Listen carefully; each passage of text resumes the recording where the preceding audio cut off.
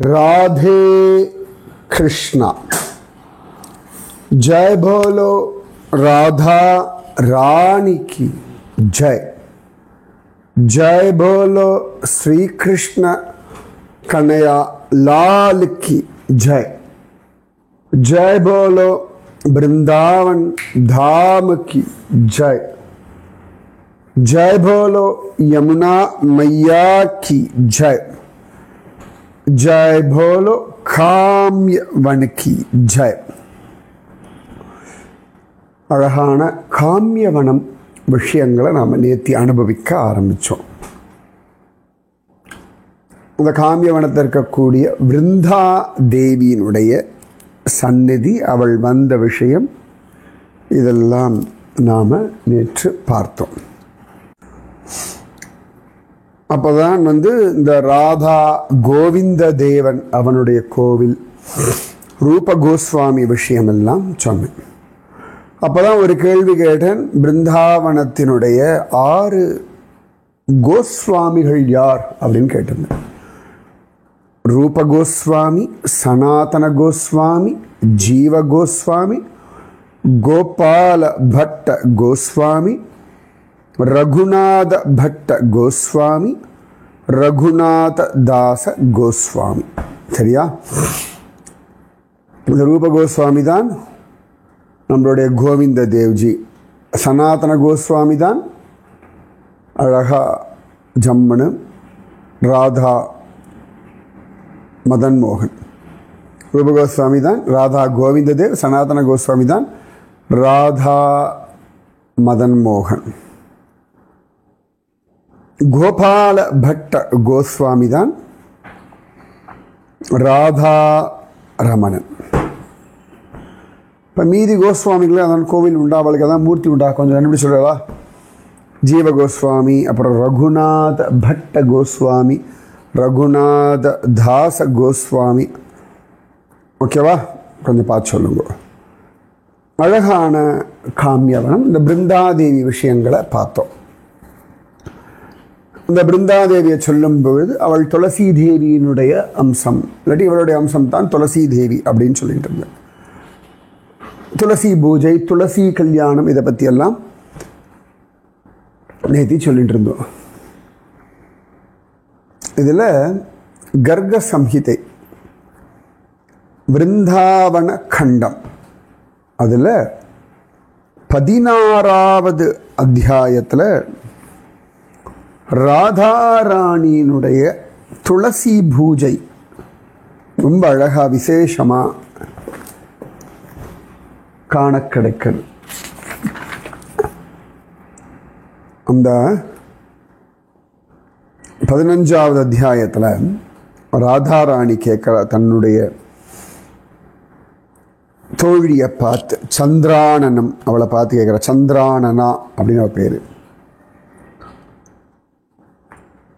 ராதா சொல்கிறா, ஸ்ரீகிருஷ்ணஸ்ய பிரசன்னார்த்தம் பரம் சௌபாகிய வர்தனம் மகாபுண்ணியம் வாஞ்சிதம் பூஜனம் வத கஸ்யசித் த்வயா பத்ரே தர்மசாஸ்திரம் கர்காச்சாரிய முகாச்ருதம் தஸ்மாத் விரதம் பூஜனம் வா பூஹி ப்ரூஹி மஹ்யம் மகாமதே. ராதா கேட்குறா, சதச்சந்திரானனா அந்த தோழி கிட்ட கேட்குறா, கிருஷ்ணனை மகிழ்விப்பதற்கான பரம சௌபாகியம் தரக்கூடியதும் புண்ணியம் தரக்கூடியதும் மனசு ஆசைப்படுற பொருளை தர வடிவான அந்த பூஜையை நீ சொல்லு. நீ கர்காச்சாரியாரிடத்திலிருந்து தர்மசாஸ்திரமெல்லாம் தெரிஞ்சுருக்காய், அதனாலே அதை எனக்கு சொல்லு அப்படின்னு சொல்லி அழகா ராதாராணி கேட்குறா. அப்போ 16வது அத்தியாயம் ராதாராணி கேள்விக்கு பதில் சொல்கிறா. சந்திரானனோவாச்ச.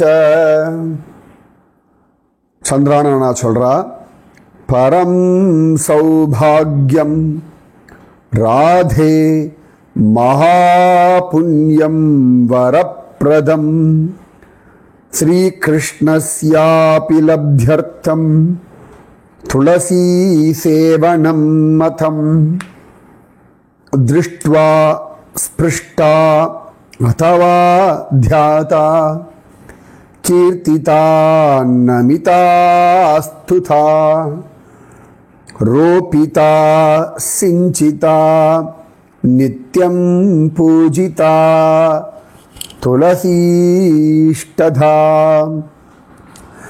நவதா துளசி பக்திம் யே குர்வந்தி தினே தினே யுககோட்டி சஹஸ்ராணி தே யாந்தி சுக்ருதம் சுபே.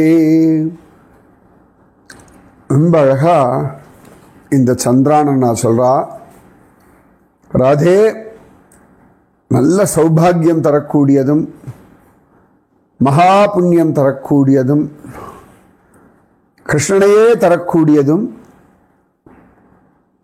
அப்படி ஒரு விரதம் உண்டு. அப்படின்னா துளசி சேவனம் மதம். துளசி தேவிக்கு சேவை பண்ணாலே இதெல்லாம் கிடச்சிரும். அதனால் நீ துளசி தேவியை பூஜை பண்ணுறதையே நியமமாக வச்சுக்கோ. திருஷ்ட்வா ஸ்பிருஷ்டா அதவா த்யாதா கீர்த்திதா நமிதா ஸ்துதா ரோபிதா சிஞ்சிதா நித்யம் பூஜிதா துளசீஷ்டதா. துளசியை ஸ்பரிக்கிறதோ தொடுறதோ பார்க்கறதோ தொடுறதோ தியானம் பண்ணுறதோ அவளை கீர்த்தனம் பண்ணுறதோ நமஸ்காரம் பண்ணுறதோ ஸ்தோத்திரம் பண்ணுறதோ அழகாக துளசி செடியை நட்டு நீரூற்றி எல்லாம் பண்ணுறவாளுக்கு நித்தியம் துளசி தளம் வச்சு பூஜை பண்ணுறவாளுக்கு எல்லாம் கிடச்சிரும். அதாவது துளசி வனம் மெயின்டைன் பண்ணாலே எல்லாம் கிடச்சிரும் அப்படின்னு இருக்கு. துளசி கிட்ட 9 விதமான பக்தி பண்ணுன்றா. நவதா துளசி பக்திம் ஏ குர்வந்தி தினே தினே யுககோட்டி சஹஸ்ராணி தே யாந்தி சக்ருதம் சுபே. யாவஷாகா பிரசாகாபிஹ பீஜ புஷ்பதலைः शुभैः ரோபிதா துளசி மர்த்யைः வர்ததே வசுதாதலே தேஷாம் வம்சேஷு யே ஜாதா யே பவிஷ்யந்தி யே கதாः ஆகல்பயுக சாஹஸ்ரம் தேஷாம் வாசோ ஹரேர் கிருஹே. அழகா துளசி தேவி கிட்ட 9 விதமான பக்தி பண்றவர்கள்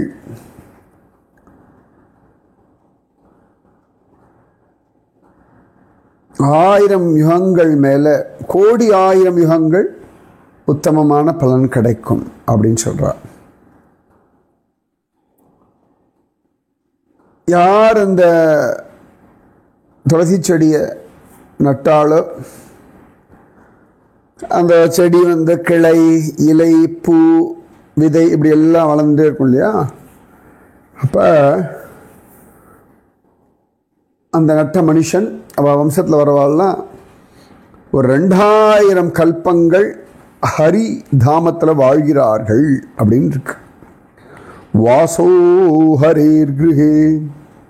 அச்சா யத் பலம் சர்வபத்ரேஷு सर्वपुष्पेषु राधिके तुलसीदलेन च एकेन सर्वदा प्राप्यते तु तत्.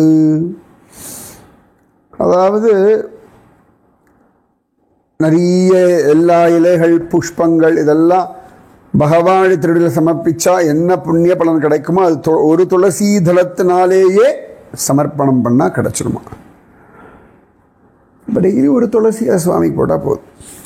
துளசி பிரபவை பத்ரைர்யோ நர பூஜயேத் ஹரிம் லிப்யதே ந சபாபேன பத்மபத்ரைவாம்பசாஹ. துளசி தளத்தினால ஹரிக்கு யார் பூஜை பண்ணுறானோ அந்த தண்ணீரில் இருக்கக்கூடிய தாமரை மலர் போல பாபம் இல்லாத ஆயிடுறான். எப்படி தாமரையில் தண்ணீர் விட்டாதோ அது போல பாபம் இல்லாதவனாக ஆயிடுறான் அப்படின்னு இருக்கு. சுவர்ணபார சதகம் ரஜதம் சதுர்குணம் தத்பலம் சமவாப்னோதி துளசீவனபாலநாத். 100 பாரம் தங்கமும் 400 பாரமும் வெள்ளியும் தானம் பண்ணா என்ன பலன் கிடைக்குமோ அந்த பலன் நிறைய துளசி செடிகளை வச்சு வளர்த்து துளசி வனமாச்சுன்னா அவனுக்கு அந்த பாக்கியம் கிடைச்சுடுறதுன்னு சொல்றார். சூப்பர்ல. துளசி காணனம் ராதே கிருஹே யஸ்யாவதிஷ்டதி தத்கிருஹம் தீர்த்தரூபம் ஹி நயாந்தி யமகிங்கராஹ. எந்த இடத்துல எந்த வீட்டில் துளசி வனம் இருக்கோ அது எல்லா புண்ணியமான தீர்த்தங்களுடைய ரூபம். அங்கே யமகிங்கரர்கள் வருவது இல்லை. சர்வ பாபஹரம் புண்ணியம் காமதம் துளசீவனம் ரோபயந்தி நரா சிரேஷ்டாஹ தேன பஷ்யந்தி பாஸ்கரிம். அழகா இந்த துளசி செடி எல்லா பாவங்களையும் சர்வ பாபஹரம் புண்ணியம் காமதம் துளசீவனம் எல்லா புண்ணியங்களையும் தரக்கூடியதும் எல்லா பாவங்களையும் நாசம் செய்யக்கூடியதுமான துளசீவனத்தை பராமரிக்கக்கூடிய மனுஷன் ஒரு நாளும் சூரியபுத்திரனான யமனை பார்ப்பது இல்லை. ரோபணாத் பாலனாத் சேகா பாலனாத் ச இகா தர்ஷனாத் ஸ்பர்ஷனான்றினாம் துளசி தஹதே பாபம் வாங் மனக்காய சஞ்சிதம். துளசியை நடுறது, வளர்க்கறது, தண்ணி பாய்ச்சறது, தர்ஷனம், ஸ்பர்ஷம் இவைகள்னாலே மனிதனுடைய மனசு, வார்த்தை, உடலால் சேர்த்து வைக்கப்பட்ட எல்லா பாவங்களும் எரிச்சு போட்டுருதான், புசுக்கி போட்டுருதான். புஷ்கராத்யானி தீர்த்தானி கங்காத்யாஹ சரிதஸ்ததா வாசுதேவாதயோ தேவா வசந்தி துளசீதலே. புஷ்கரம் முதலியான தீர்த்தங்கள், கங்கை முதலான நதிகள், வாசுதேவன் முதலான தெய்வங்கள் எல்லாம் துளசீதலத்தில் வாசம் செய்கின்றனர் அப்படின்ற. துளசி மஞ்சரீயுக்தோ யஸ்து பிராணான் விமுஞ்சதி யமோபி நேக்ஷிதம் க்ஷக்தோ யுக்தம் பாப சதைரபி. அதாவது துளசியினுடைய மஞ்சரி புஷ்பம் இருக்கும் இல்லையா, தலையில் வச்சுட்டு அந்த விதையோடலாம் இருக்குமே, அது தலையில் வச்சுட்டு உசுறு விடுறவர்கள் யாராவது 100கணக்கான பாவங்களை பண்ணியிருந்தாலும் அவர்கள் பக்கம் யமராஜன் திரும்புவது இல்லை அப்படின்னு சொல்லி காண கிடைக்கிறது. துளசி காஷ்டஜம் யஸ்து சந்தனம் தாரயின்னரஹ தத்தேகம் ந ஸ்பிருஷேத் பாபம் கிரியமாணபீஹத்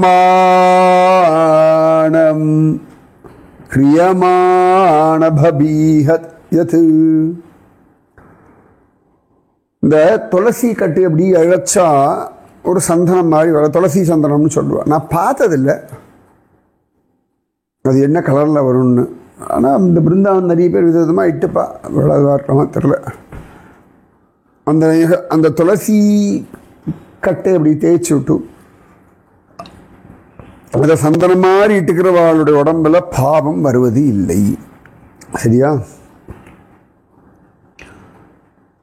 துளசி விபினச்சாயா யத்ர யத்ர பவே சுபே தத்ர ஸ்ராத்தம் பிரகர்த்தவ்யம் பித்ருணாம் தத்தமக்ஷயம்.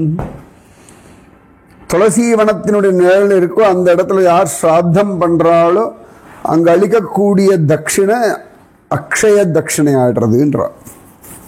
அதனால தான் இந்த வீட்டில் பித்ரு காரியம் ஸ்ராத்தம் எல்லாம் பண்ணும் பொழுது சந்தனம் எல்லாம் கொடுத்துட்டு துளசி இதழானின்னு சொல்லி துளசி தளத்தையும் கொடுப்போம். அத்தனை விசேஷம் அந்த துளசி.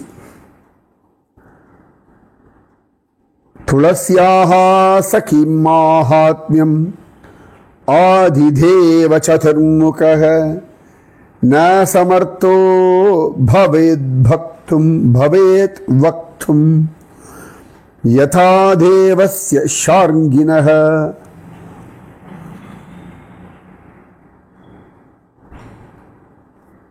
சதுர்முக பிரம்மாவுக்கு எப்படி ஹரி மகிமையை சொல்ல முடியாதோ அது மாதிரி துளசி மகிமையை சொல்ல முடியாது. சொல்றா, ஸ்ரீ கிருஷ்ண சந்திர சரணே துளசிம் சந்தனைர்யுதாம் யோ ததாதி புமான் ஸ்திரீவா யதோக்தம் பலமாப்னுயாத் துளசி சேவனம் நித்யம் குருத்வம் கோபகன்யகே ஸ்ரீகிருஷ்ணோ வஷ்யதாம் யாதி ஏனவா சர்வதெய்வஹி. மா இந்த துளசி தேவியை பூஜை பண்ணிட்டு வா. கண்ணனுக்கு அவ்வளோ பிடிக்கும், கண்ணனே வசப்படுவான். அதுக்கப்புறமா ராதாராணி துளசி தேவி பூஜை பண்ணான் இருக்கு. எப்போதுலேருந்து தெரியுமா? எத்தனை நாள் தெரியுமா? ஐப்பசி பௌர்ணமியிலிருந்து சித்ரா பௌர்ணமி வரைக்கும். ஐப்பசி, கார்த்திகை, மார்கழி, தை, மாசி, பங்குனி 6 மாதம். சித்ரா பௌர்ணமி வரைக்கும் சொல்கிறா. அப்போ 7 மாதம் வச்சுக்கோங்க. ராதாராணி பூஜை பண்ணாலாம். அது ஒவ்வொரு மாதமும் ஒவ்வொரு விதமாக துளசி தேவி பூஜை பண்ணாலாம். கார்த்திகையில் பாலை துளசி தேவிக்கு அந்த வேரில் விடுவாளாம். மார்கழியில் கரும்பு ரசம், கரும்புச்சாறு. தையில் திராட்சை ரசத்தால். மாசியில் மாம்பழ ரசம். பங்குனியில் பல வஸ்துக்கள் கலந்த கல்கண்டு சாறு. சித்திர மாசத்தில் பஞ்சாமிர்தத்தினாலே அப்படின்னு சொல்லி ராதாராணி இப்படி மாசக்கணக்காக துளசி பூஜை செய்தாள் அப்படின்னு இருக்கு. சரியா? அப்படி பூஜை பண்ணதில் ராதாராணிக்கு துளசி தேவி பிரத்யக்ஷமானாள்னு இருக்கு. பிரத்யாக கோவிந்த பதாரவிந்தயோர் பக்தி பவேன்மே விதிதா ஹைத்துகி. துளசி ரொம்ப அழகாக என்ன வேணும்னு கேட்டோன்னா ராதாராணி சொன்னால் எனக்கு எப்பொழுதுமே கோவிந்த பதாரவிந்தயோர் பக்தி பவேன் மே. எனக்கு எப்போதுமே கோவிந்த சரணப்பிரியோட உன்னை போல கோவிந்த சரணப்பிரியாக இருக்கணும் அப்படின்னு சொல்லி ராதாராணி பிரார்த்திச்சுண்டாள்னு இருக்கு. இவ்வளோ அழகா துளசி பூஜையை பற்றி ஜோரா ராதாராணிக்கும் சந்திரானனாவுக்கும் நடந்த பூஜை பேச்சுவார்த்தை, அப்புறம் துளசி பூஜை அப்படின்னு சொல்லிட்டு காண கிடைக்கிறது. அவ்வளவு சிரேஷ்டம் இந்த பிருந்தாதேவி. ஸோ அந்த பிருந்தாதேவி கோவில் தான் நேற்று பார்த்தோம், கோவிந்த தேவ்ஜி கோவிலில் தான் இருக்கா. அது பக்கத்துலேயே ராதா மதன மோகனனுடைய கோவில். அவன் ஒரு 3-4 நாள் இருந்தால் அப்புறம் அவனும் கிளம்பி போயிட்டான். அதுக்கப்புறமா அங்கேருந்து கொஞ்சம் தள்ளி போனோம்னா கோபிநாதனுடைய கோவில் இருக்குது. ஸோ ராதா கோவிந்ததேவ், ராதா மதன் மோகன், ராதா கோபிநாதன் எல்லாரும் பிருந்தாவனத்தில் இருந்தார்கள். அங்கிருந்து கிளம்பி ஜெய்ப்பூர் போகிற வழியில் ஒரு 3-4 நாள் இந்த இடத்துல இருந்தார்கள். ஸோ இந்த எல்லா இடத்துலையுமே பிரதிபமூர்த்தி இருக்குது. இன்றைக்கும் பிருந்தாவனத்துலேயே இந்த 3 பேரோட கோவில் இருக்குது, அங்கே ஒரு ரெப்ளிகா மூர்த்தி இருக்குது. அது மாதிரி இங்கேயும் இருக்குது. இதுக்கு அடுத்து கொஞ்சம் தூரம் இப்படி போனோம்னா சௌராசி கம்பா, மகாவனத்தில் ஒரு சௌராசி கம்பா உண்டு, நந்தகோபர் திருமாளிகை. அதுக்கப்புறமா நந்தகாவில் நந்தகோபர் திருமாளிகை. இது 3வது இடம் இந்த காமியவனம். இந்த இடத்துல ஒரு சௌராசி கம்பா அப்படின்னு இருக்கு. அவ்வளவு அழகான இந்த சௌராசி கம்பா கண்ணன், நந்தகோபர் இவர்கள்லாம் வாழ்ந்த வீடு. ஜோர நந்தகோகுலத்தில் இருக்க மாதிரியே தான் இருக்கு. இது சரியா யசோதா அம்மாவினுடைய மூதாதையர்கள் கட்டின இடம், அவர்கள் வாழ்ந்த இடம், அந்த இடத்துல இவர்கள் வாழ்ந்திருக்கார்கள் அப்படின்னு இருக்கு. சில இடங்களில் இது இடிஞ்செல்லாம் போய் விழுந்திருக்கு. அதுக்கப்புறமா ஒரு காமசேன மகாராஜான்றவர் இந்த ஏரியாவை ஆண்டுன்னு இருந்தார். அவர் திரும்பியும் இந்த அழகான 84 தூண்களோடு கூடிய நந்த பவனத்தை புனர்நிர்மாணம் பண்ணார் அப்படின்னு காண கிடைக்கிறது. சரியா? இவ்வளவு அழகான காமியவனம் அதில் நாம் சுத்தின்று இருக்கோம். ஸோ இன்றைக்கி மெயினாக ராதாராணி பண்ண துளசி பூஜை. ஸோ அதனால் இனிமேல் துளசி தேவியை பார்க்கும்பொழுது தான் ராதாராணி பண்ண பூஜையும் ஞாபகம் வச்சுக்கோங்க. உங்களுக்கும் உங்கள் மூதாதையருக்கும் துளசி தேவியினுடைய ஆசீர்வாதத்தினால பரிபூர்ண ஹரிபக்தி, கிருஷ்ணநாம ஜபம், பகவத் அனுபவம் எல்லாம் பூரணமாக சித்திக்கட்டும். ராதே கிருஷ்ணா, ராதே கிருஷ்ணா, கிருஷ்ணா ராதே, ராதே கிருஷ்ணா, கிருஷ்ணா ராதே, ராதே கிருஷ்ணா, கிருஷ்ணா ராதே, ராதே கிருஷ்ணா, கிருஷ்ணா ராதே. जय बोलो राधा रानी की जय, जय बोलो श्री कृष्ण कन्हैया लाल की जय, बोलो वृंदावन धाम की जय, बोलो यमुना मैया की जय, बोलो गोवर्धन गिरिराज की जय, बोलो काम्यवनत की जय, जय बोलो वृंदा देवी की जय, जय बोलो तुलसी मैया की जय, जय जय राधे कृष्णा.